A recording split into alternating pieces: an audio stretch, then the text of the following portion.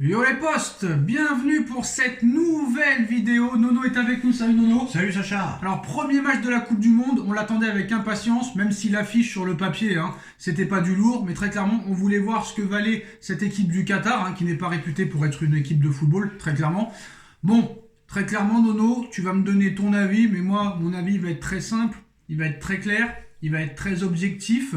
J'ai l'impression que l'Équateur a joué même pas un match amical, a joué en bas de chez lui, un petit 11 contre 11 à l'entraînement. Ils n'ont même pas eu à forcer, ils ont gagné 2-0 tranquillement. Alors, à 0-0, on a vu que l'Équateur s'est vu refuser injustement un but. Là, on s'est dit, ça y est, la corruption est là. Mais très clairement, voilà, promenade de santé sans vraiment donner le maximum pour l'Équateur. Une équipe du Qatar très faible, honnêtement. Qu'est-ce que tu as pensé de ce premier match de Coupe du Monde et de la victoire de l'Équateur? Qu'est-ce que tu as pensé de l'Équateur et qu'est-ce que tu as pensé surtout du Qatar? Ah bah Sacha, j'ai le privilège de l'âge, depuis que je suis le football. C'est le match le plus faible que j'ai vu en ouverture de Coupe du Monde. Un Qatar, malheureusement, niveau national. L'Équateur a gagné 2-0, mais vraiment en jouant à 2 à l'heure. Quelle déception, quel match d'ouverture de merde. Alors est-ce que tu as vu au niveau du Qatar peut-être un joueur, deux joueurs qui a été un peu près bon ou vraiment les 11 catastrophiques, même les remplaçants nullissimes? Ah non, ça a été au niveau du jeu, ça a été une catastrophe. Je te dis, c'est le plus mauvais match d'ouverture que j'ai vu depuis que je suis les Coupes du Monde. Alors doublé de Valencia, cette équipe d'Équateur, franchement pas mal, même si elle n'a pas donné 1000% pour gagner ce match. C'est peut-être une équipe qu'il faudra suivre. Voilà, le Mexique, l'Équateur, ils sont toujours là dans les Coupes du Monde, ils font leur petit bout de chemin, donc attention, parce que Mbappé avait dit que l'Amérique du Sud c'était pas top. Franchement, ça monte en puissance ces dernières années, et attention à ne pas négliger ce genre d'équipe. Contre une opposition plus sérieuse, j'aimerais bien les voir. Il y a quelques joueurs qui m'ont bien plu. Le Valencia, je comprends pas qu'il n'y a pas beaucoup de clubs français qui se sont intéressés à lui. Très bon joueur, un très beau but de la tête. Voilà, faudra les voir contre une opposition un peu plus sérieuse. Alors pour toi, le Qatar, c'est niveau quelle division en France? Là, je pense qu'on est au niveau national. Niveau national, 3ème division? Ouais. Catastrophique. Pas plus. Ouais, franchement, je pense qu'ils vont prendre une tannée contre le Sénégal et une raclée contre les Pays-Bas. Pays-Bas qui a quand même un critère de jouer très offensif. Ça pourrait être un raz-de-marée. Et je pense que si le Qatar finit avec 0 points, 0 but, 3 défaites, je pense que les Qataris vont se venger. Je sais pas ce qu'ils vont faire, mais bon, eux, c'est pas leur objectif, de toute façon, de gagner un match. Leur objectif, c'était d'organiser cette Coupe du Monde. Bon, ils sont là, faut faire avec. Mais vraiment une équipe très faible. Voilà pour ce débrief. Qatar-Équateur, premier match de la Coupe du Monde. Demain, 4 matchs, donc il y aura beaucoup à parler.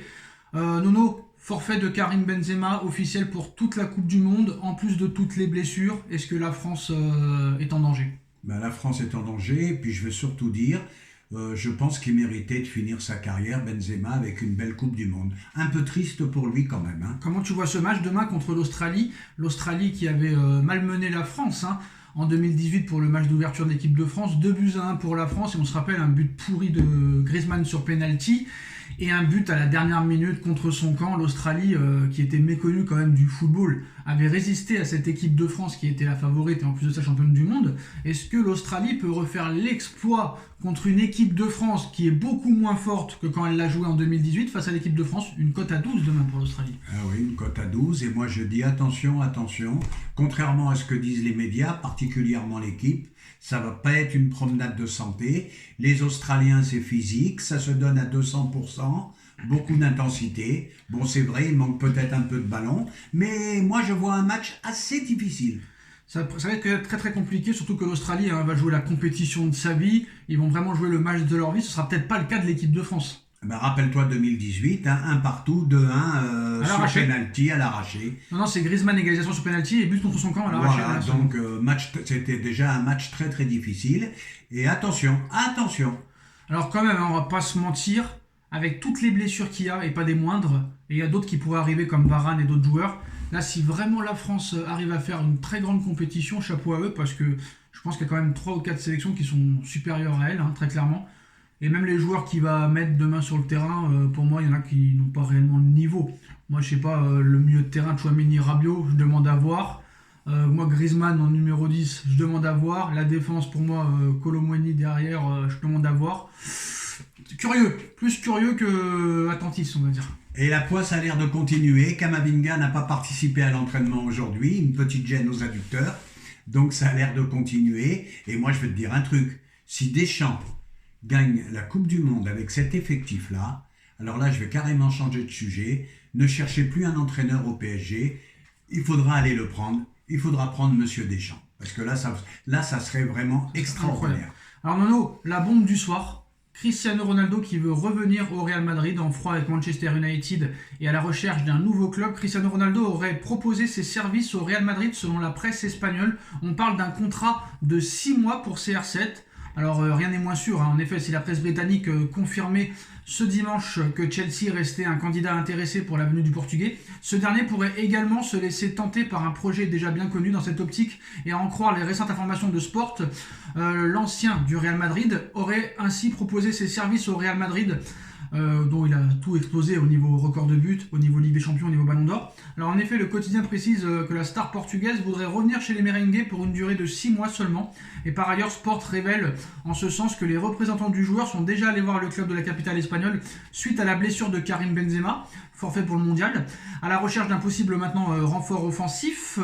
Au regard de l'état de forme de l'international français, on ne sait pas dans combien de temps il va revenir, le Real pourrait donc offrir une porte de sortie en or à CR7.